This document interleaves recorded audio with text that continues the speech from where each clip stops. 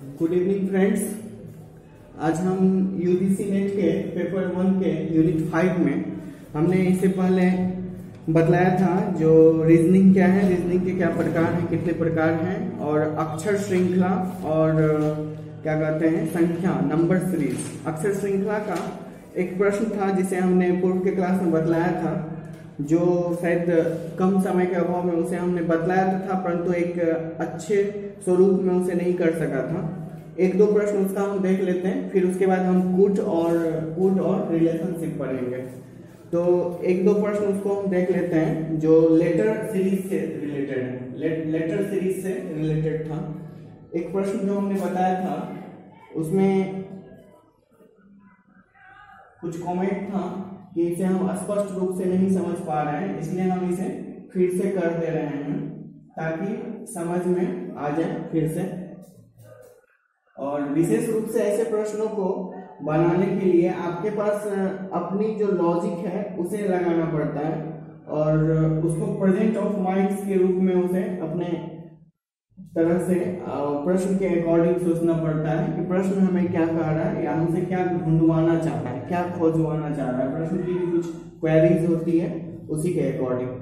तो इसको हम लोग देखते हैं। ऐसे प्रश्न जब भी आते हैं आपके पास तो आप सोचते हैं पता नहीं कहाँ से क्या रहे, लेकिन ऐसे प्रश्न के जवाब इसी में छुपा हुआ रहता है। इसी में छुपा हुआ रहने का मतलब है कि आप इसे गौर से देखिएगा तो खुद पता चल जाएगा कि कौन सा सीरीज इसका आंसर होगा। तो जो हमारा 1 2 3 4 जो ऑप्शन होगा वो ऑप्शन ऑटोमेटिक यही दिख जाएगा हमको। कैसे? तो देखिए आप, ये 2b के बीच में c दिया हुआ है, यहाँ 2b के बीच में गैप है, तो आप ऑटोमेटिक यहाँ c भर दीजिए। अब यहाँ एक b है और एक c है, बीच में फिर गैप है, अर्थात ऑटोमेटिक यहाँ b भर दीजिए। 2b के बीच में c आ गया, 2b के बीच में c आ गया। इसको आप देखिए a b c और b डबल a या double a b c, double a b c। अब यहाँ देखिए डबल a b c दिख रहा है, डबल a b c दिख रहा है, और फिर डबल a होना चाहिए था यहाँ पे, डबल a b c। तो यहाँ पे a भी फिल हो गया। अब आप फिर देखिए कि यहाँ पर b c b के बाद क्या आया, a, b c b के बाद क्या आया, a, फिर कहीं और b c b के बाद क्या आएगा, a। इस तरह से फिल हो गया। अब जो हमारा सीरीज में जो ऑप्शन होगा वो a b c में से वो c b a और a के रूप में होगा जो आंसर होगा। तो कहीं ना कहीं ये किसी न किसी ग्रुप में एडजस्टमेंट, वो a b c b a के ग्रुप में देखते हैं इसे, a b c b a। यहाँ देखिए a b c b a, फिर इसको देखिए a b c b a, a b c b a, a b c b a, a b c b a। तो इस ग्रुप में यह adjust है, यह a b c b a के ग्रुप में है, बट इसका आंसर जो है वो हमारा आंसर जो है वो ये होगा जो c b a के रूप में होगा। इस तरह से और भी एक दो प्रश्न, एक प्रश्न और ओनली वन, एक प्रश्न आप देख लीजिए लेटर सीरीज के। लेटर सीरीज के एक प्रश्न है कि ST 99 then UV 43 and WX 47, तो फिर यहाँ कौन सा डिजिट और कौन सा लेटर नंबर होगा उसे ढूंढना है। इसमें आप गौर कीजिए तो यह जो S है यह कितना नंबर में है, 19 में, और T कितना है, 20 में। तो 20 और 19 कितना होता है, 20 और 19 जो होता है वो 39। ये क्वेश्चन गलत हो गया था, ये 39 होगा, सॉरी फॉर मिस्टेक, 39 होगा यहाँ पे। तो 20 और 19 39 20 और 19 हो गया। और ये U कितना होता है, और B हो गया आपका 22 और ये हो गया 21। तो 21 प्लस 22 को किया जाए अगर तो ये 43, ये हो गया। WX इस तरह से जो भी लेटर आ रहा है उसका वो योगफल हो रहा है हमारे पास। क्लियर हो गया। अब लेटर कैसे आ रहा है, तो यहाँ देखिए S के बाद T और T के बाद U, U के बाद B, B के बाद W, W के बाद X, X के बाद Y। अब यहाँ Y होगा, Y के बाद Z होगा, और Y का हो गया 25 और Z का हो गया 26। इसको हम ऐड कर देंगे, 6 5 11 1 हासिल 1 2 2 4 1 5 51। यही हमारा आंसर हो जाएगा।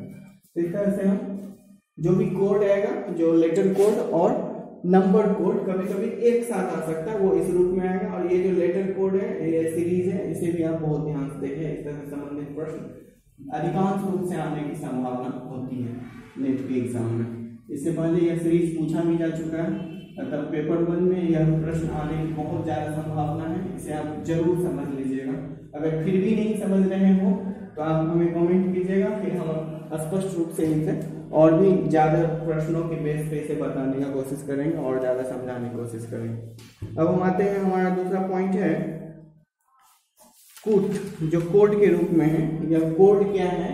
तो कोड को हम देखते हैं, कभी भी कोई खास प्रश्न में किसी शब्द को, किसी लेटर को कोई कोड दूसरे कोड के रूप में मान लिया जाता है और उसके अनुरूप कौन सा होगा, क्या होगा, यह जानने की कोशिश की जाती है। तो कोडिंग का मतलब होता है किसी एक अक्षर को, लेटर को, अंक को किसी दूसरे स्वरूप में मान लिया गया है, तो फिर और लेटर अक्षर को उसी टाइप में क्या माना जाएगा, इससे संबंधित प्रश्न जो होता है वो कोडिंग में आता है। कोडिंग के कुछ प्रश्न बनाकर देखते हैं हम लोग 5-10, ताकि क्लियर हो जाएगा कोड क्या है, फिर हम लोग रिलेशनशिप को समझेंगे। तो कोड को समझने के लिए एक एग्जांपल ले रहे हैं हम लोग। यहाँ पे अंग्रेजी वर्णमाला में जो हमने अभी सिखाया था पूर्व के क्लास में, जो 1 से लेकर 26 तक आपको याद रखना है, उसे आप याद ही रखिए, क्योंकि उससे जुड़ा हुआ प्रश्न भी पूछ देता है कि बाएं से 7वां के दाएं 8 क्या है, दाएं से 20वां के 6 बाद कौन है। तो इस तरह का प्रश्न भी पूछता है। तो आप ज्यादातर अगर अल्फाबेटिकल नंबर आपको याद होता है, जो हमने पूर्व के क्लास में बतलाया था, A से Z तक का नंबर आपको याद रखना है, उसकी उल्टी गिनती भी याद रखना है, उल्टा मीनिंग भी याद रखना है। ये जब आपको याद रहेगा तो इस टाइप का जो प्रश्न आता है, जो कोडिंग में, हम कोडिंग अब पढ़ा रहे हैं, कोडिंग के अंतर्गत जो प्रश्न आता है कि अंग्रेजी वर्णमाला के संख्या बाएं से 20वां क्या है एवं उस 20 के 10 दाएं क्या है, मतलब इस तरह का जो प्रश्न आता है वो आप बना सकते हैं। तो इसको आप अपने से देख सकते हैं। दूसरा एक कोड ले रहे हैं हम, कोड के अंतर्गत फ्रेंड, FRIEND, फ्रेंड को यदि DPGCLB लिखा गया, DPGCLB लिखा गया, तो लवली को क्या लिखा जाएगा, LOVELY, लवली को क्या लिखा जाएगा। तो यह जो हमारे पास प्रश्न है, इसको क्या लिखा जाएगा, इसको बनाने से पहले हमें यह समझना कि ये किस कोड में दिया है। इस कोड में देखने के बाद हमें लगता है कि यह F से आप B का कनेक्टिविटी, D से D का कनेक्टिविटी, कहीं ना कहीं से किसी न किसी रूप में आप इसे कनेक्ट करने की कोशिश कीजिए। किस रूप में आखिर यह दिया हुआ है, क्यों दिया हुआ, कैसे दिया हुआ। तो इसको आप जब इसके संदर्भ में देख रहे हैं तो क्या लग रहा है, यह 6 नंबर पे 4 नंबर पे, तो यह -2 किया गया है, और यह आपको 18 और P 16 है, यह भी -2 किया गया है। यह आपका 9 है, I 9, और यह 7 है, यहाँ भी -2 किया गया है।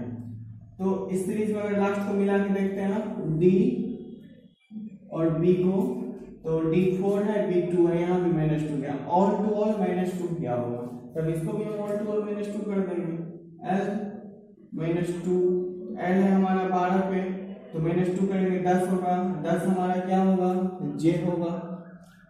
उसके बाद O है हमारा 15 पे, 15 में 2 करेंगे हम, तो 15 में से 2 गया तो 13 हो गया, 13 हमारा M हो गया। फिर उसके बाद V -2 करेंगे, V कितना है 22, 22 में से 2 गया तो 20, 20 मतलब T20। तो इस तरह से हम समझते जाएंगे। उसके बाद E कितना है 5, 5 में 2 करेंगे कितना होगा 3, 3 का मतलब हो गया आपको C। फिर L -2 करेंगे तो फिर होगा J। फिर Y -2 करेंगे, Y हो गया आपका 25, 25 - 2 करेंगे तो कितना होगा 23, 23 मतलब W। तो यह हमारा आंसर हो गया। जिस सीरीज में ये है उसी सीरीज में इसको अगर हम एडजस्ट करते हैं तो ये हमारा आंसर। यह भी एक कोड का एक प्रकार है। आइए दूसरा प्रश्न देखते हैं, आशा है कि आप लोग समझ रहे होंगे। दूसरा प्रश्न देखते हैं।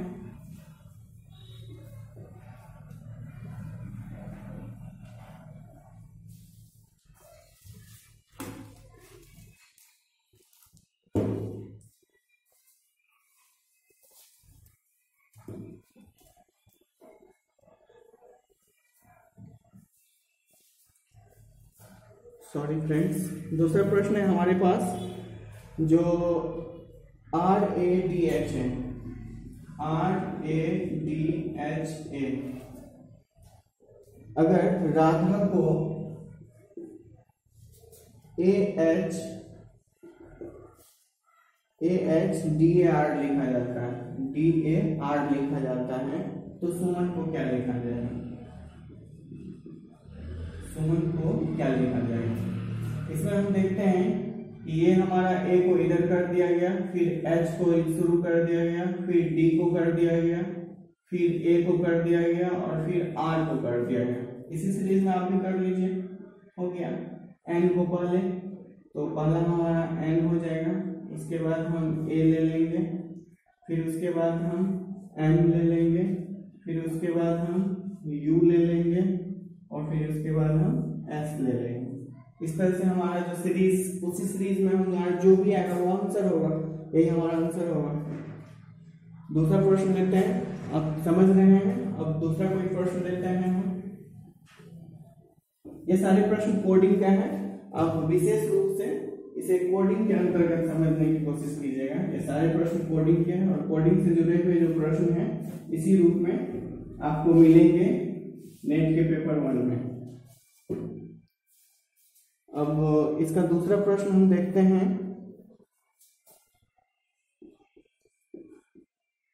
जैसे अमन को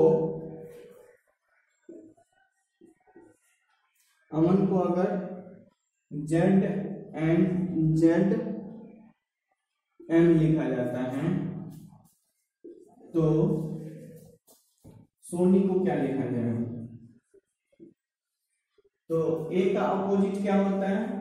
हमने सिखाया था इससे पहले। A का 1, इसका अपोजिट 26। M का अपोजिट क्या होता है? N। A का अपोजिट क्या होता है? Z। N का अपोजिट क्या होता है? M। अब यहाँ भी S का अपोजिट क्या होगा? तो S हमारा 19 में, 19 का अपोजिट ढूंढना है, तो 27 माइनस 19, 17 में से 9 गया 8, यहाँ 1 खत्म। तो ये जो 8 हुआ हमारा, 8 का मतलब H। फिर O का अपोजिट क्या होगा? अगर नहीं है आपको याद तो आप इस तरह से कैलकुलेट कर सकते हैं। तो O है हमारा कितना नंबर पे? 15 पे। 15 में से तो 27 माइनस 15 कर देंगे, तो 7 में से 5 गया 2 और 2 में से 1 गया 1, 12 मीन्स L। ये तो आपको याद रखना पड़ रहा है। फिर उसके बाद N, अगर आप याद कर लेते हैं तो डायरेक्ट बना सकते हैं, नहीं तो आप इस तरह से निकाल सकते हैं। N हो गया आपका कितना नंबर पे? 14 नंबर पे। तो आप 27 माइनस 14 कर लीजिएगा, 7 माइनस 4 3, 2 माइनस 1 1, 13। ये हो गया आपका M। और I हो गया आपका 9, तो 9 में आपको 27 माइनस 9, 17 में से हो गया 8, 18 हो गया आपका 8। तो ये हमारा आंसर हो गया। तो जिस तरह से यह अपोजिट है, या इससे पहले के प्रश्न में देखा कि डायरेक्ट अपोजिट था, यहाँ था तो यहाँ दे दिया, यहाँ था तो यहाँ दे दिया, लेकिन यह एक अपोजिट मीनिंग है जो अल्फाबेटिकल अपोजिट्स है। अब हम दूसरा प्रश्न लेते हैं इस तरह का। आपको कंटिन्यू अगर इसे शुरू से लास्ट तक देखिएगा तो आपका जोड़ कोडिंग ठीक हो जाएगा, आपका रिलेशन ठीक हो जाएगा। आपका रिलेशन मीन्स रिलेशन की प्रश्न ठीक हो जाएगा। बाकी आपका क्या रिलेशन है, किसके साथ, कब, कहाँ, कैसे, ये तो आप ही समझ सकते हैं और उसे आप ही ठीक कर सकते हैं अपने इंटेलेक्चुअल थॉट से। तो अब है एक क्वेश्चन है KANCHO, अगर इसे कांचो, इसे अगर हम EVRFN लिखे तो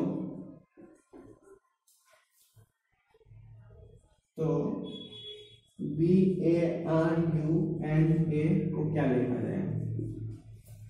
पहले इसको देखते हैं कि ये किस रूप में है हमारे पास, क्योंकि ये जिस रूप में होगा उसी रूप में हमको एडजस्ट करना है। इसको हम कोशिश करते हैं इसके साथ पहुंचने की। तो ये किस रूप में हमारे साथ बना हुआ है देखते हैं। के आपका हो गया 11 और ये हो गया आपका 5, तो 11 में से आपको कितना जा रहा है, ये है हमारा 11 और ये है हमारा 5, तो 11 में से -6 जा रहा है। अब इसको देखते हैं, यह कितना ले जा रहा है, ए है हमारा 1, तो 1 में से कितना जाएगा, बी आएगा। तो 1 के बाद में ये गिनती जो है ये जेड की रूप में होगी, तो Z by X W X Y Z इस रूप में लेके जाना है। तो U B W X Y Z. तो आप देखिए कि इसमें से हमको यहाँ 6 गया था, तो यहाँ अभी क्या है वो देखने आए हमको कि भी कहाँ तक आता है। तो 6 में से इसको लेके जाएंगे तो -6 ही आ रहा है, -5 आ रहा है ना, -5 आ रहा है। 1 2 3 4 5, तो ये हो गया हमारा -5 भी हो गया आपका 22। फिर n की तरफ से चलते हैं, n के पास n का नंबर हो गया 14, तो 14 और यहाँ है कितना है 18 हो गया 8, तो +4 है, यहाँ पे है +4। फिर c के पास चलते हैं, c है हमारा 3 और f है हमारा 6, तो 3 में क्या जोड़ा गया, +3 जोड़ा गया, 2 माइनस हो रहा है 2 प्लस हो रहा है। फिर देख रहे हैं h क्या है हमारे पास, तो h है हमारे पास 8 और यहाँ f है हमारे पास 6, तो -2 किया गया। फिर o की ओर लेते हैं, तो o है हमारा 15 और ये है हमारा 14, तो यहाँ पर फिर 14 एंड तो -1 किया गया। इस तरह से हम देखते हैं कि 2 माइनस 2 प्लस 2 माइनस के रूप में 1 2 3 4 5 6 को अरेंज किया हुआ। इसी अरेंजमेंट में हम लेंगे यहाँ पर, तो b के पास से हम पहले लेते हैं, b का हो गया 2 माइनस 6 कर देंगे सबसे पहले हम। 2 माइनस 6 जैसे ही करते हैं तो हमारा क्या हो जाएगा, 2 में से 6 घटाना है, तो 2 तो यही हो गया 1 और 2, अच्छा 4 उधर 1 2 3 4, यहाँ से आपका हो जाएगा यह जो है बी से स्टार्ट हो जाएगा, बी से यहाँ हो गया आपका बी। फिर a -5, क्योंकि एक 6 के बाद -5 हुआ था, तो ये भी आपका हो गया 5 करेंगे तभी बी ही आएगा। फिर r कितना है आपका 18 प्लस 4 करना है, 18 4 करेंगे तो क्या आएगा 18 19 20 21 22, ये भी आपका बी हो गया। +4 ले लिए, फिर +3 लेना है इसी के अकॉर्डिंग, तो u कितना है हमारे पास, u है हमारे पास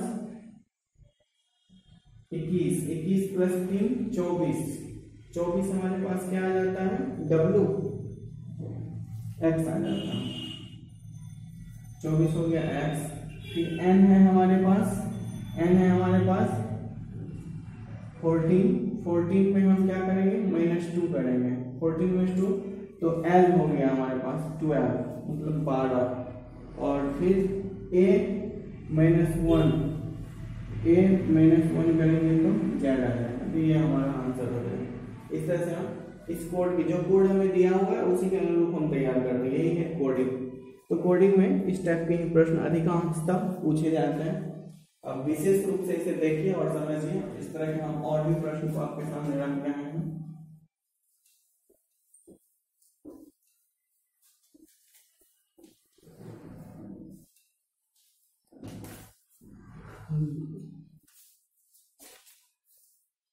दूसरा प्रश्न है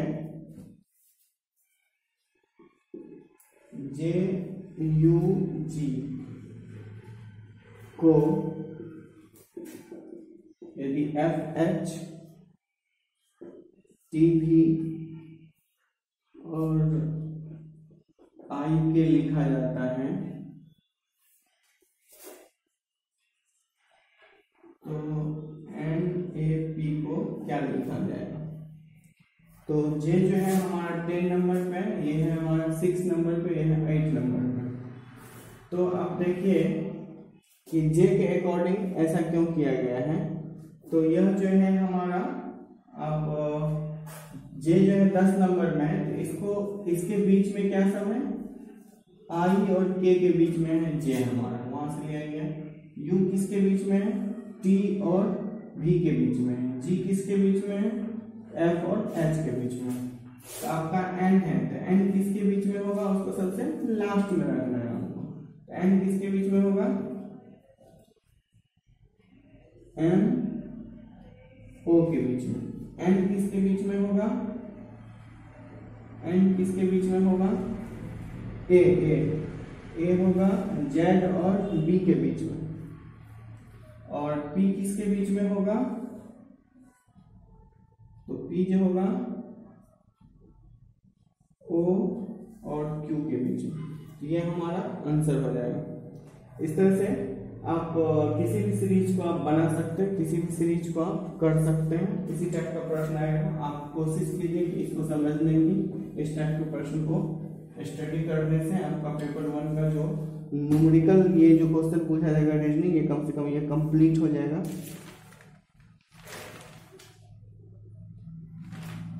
एक इसमें प्रश्न है, उसको हम देखते हैं। जैसे कि कहा जाता है, यदि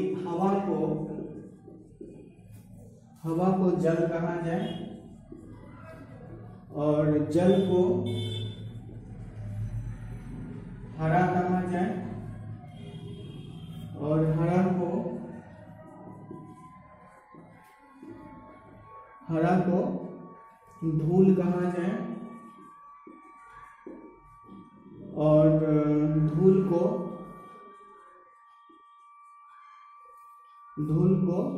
पीला कहा जाए और पीला को बादल कहा जाए, तो मछली कहाँ रहती है। क्वेश्चन है कि मछली कहाँ रहती है। जाएंगे कि मछली कहाँ रहती है, जल में। तो जल को क्या कहा जाएगा, हरा। यही हमारा आंसर होगा। ऐसे प्रश्न को करने से पहले आप प्रश्न मत पढ़िए, आप सबसे पहले ये पढ़िए क्वेश्चन एग्जैक्ट में क्या पूछ रहा है। ये पढ़िएगा, ऑटोमेटिक यहाँ से ढूंढ के आंसर दे देगा। और ये पढ़ते रहिएगा, बाद में पढ़िएगा, तब तक आपका समय क्लियर हो रहा होगा। अतः समय को अगर बचाना है तो आप पहले ये प्रश्न पढ़िए और फिर इसके बाद ये पैराग्राफ पढ़िए। इस तरह से हम ऐसे प्रश्नों का बहुत जल्द जवाब दे सकते हैं। एक क्वेश्चन और इसमें हम देख लेते हैं, लास्ट क्वेश्चन जो हमारा कोडिंग का होगा। अब लगता नहीं है कि आज रिलेशन को हम बता पाएंगे, बट रिलेशन को भी हम जल्द ही बताएंगे। आप इसको देखिए, ये कोडिंग का लास्ट क्वेश्चन। अगर 1, 2 और 3 को अगर हॉट फिल्टर्ड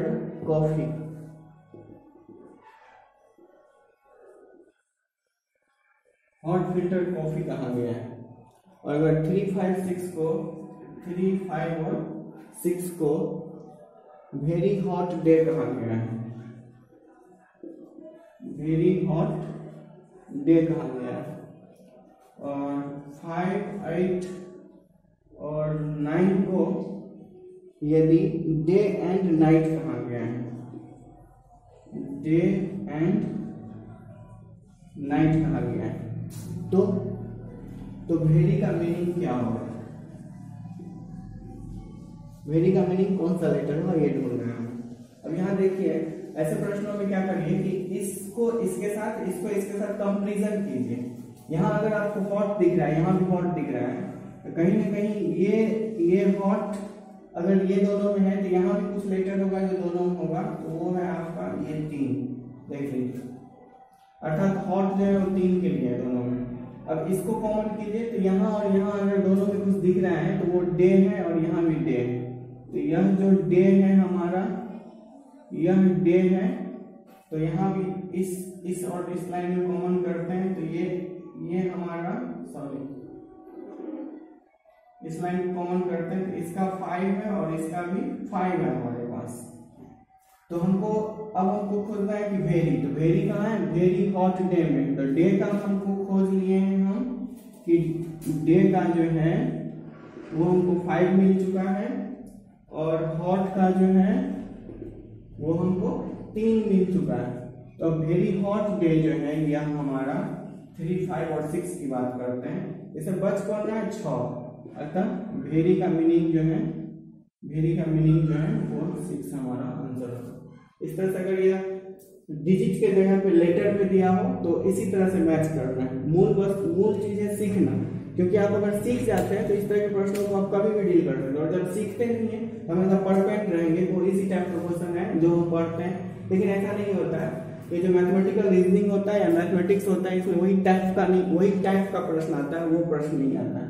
तो ऐसे में यहाँ न्यूमेरिकल डाटा रहे या लेटर रहे या अल्फाबेटिकल रहे, आपको समझना इसी तरह से कि इसको इसके साथ मैच करके देखना है और इसको इसके साथ मैच करके देखना है।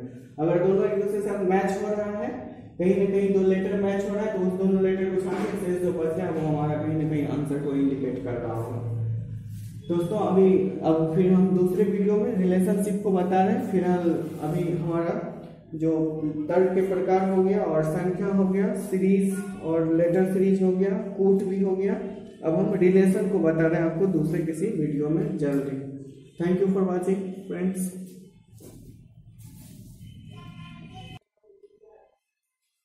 इसी में अगर हम रिलेशनशिप को देखने की कोशिश करते हैं कि हम रिलेशनशिप को समझते हैं कि क्या है, तो रिलेशनशिप के जो भी प्रश्न होते हैं इसे आप एक अपने कोड के हिसाब से सोचिएगा या आप अपने रिलेशन पे इसे लेके सोचिएगा। इसके अंतर्गत हम 2-3 प्रश्न करा रहे हैं। जैसे फर्स्ट प्रश्न में कह रहा है कि एक स्त्री का परिचय देते हुए कोई पुरुष कह रहा है, एक प्रश्न है कि किसी स्त्री का परिचय दे रहा है, कौन?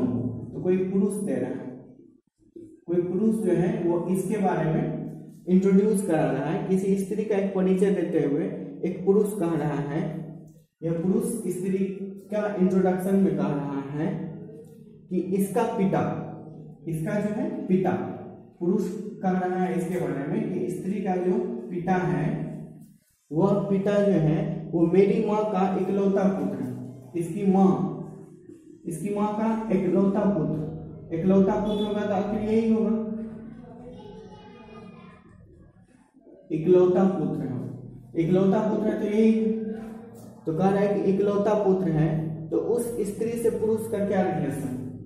तो अगर यह व्यक्ति इस स्त्री के बारे में बतला रहा है कि इसके जो पिता हैं वह मेरी माँ का इकलौता पुत्र है। मेरी माँ मतलब यह पुरुष कह रहा है कि मेरी माँ, तो इसकी अपनी माँ की बात कर रहा है और उसकी माँ का इकलौता पुत्र, आखिर वो खुद अपने बारे में बात कर रहा है और वो खुद अपने बारे में ही कह रहा है कि इस स्त्री का जो पिता है वो मेरी माँ का इकलौता पुत्र है। अतः यह स्त्री जो है उसकी बेटी होती है और यह इसका पिता होता है।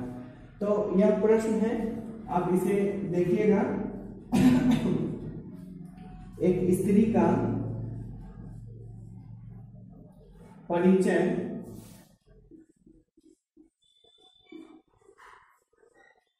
आप इसे प्रश्न को छोड़िए, आप इसको समझिए कि कभी भी किसी भी प्रश्न को बनाने का जो तरीका देखिए कि बनाने का तरीका क्या है। बनाने का तरीका यही है कि जो प्रश्न कर रहा है, तो प्रश्न कर रहा है कि स्त्री का परिचय देते हुए कोई पुरुष कर रहा है, तो स्त्री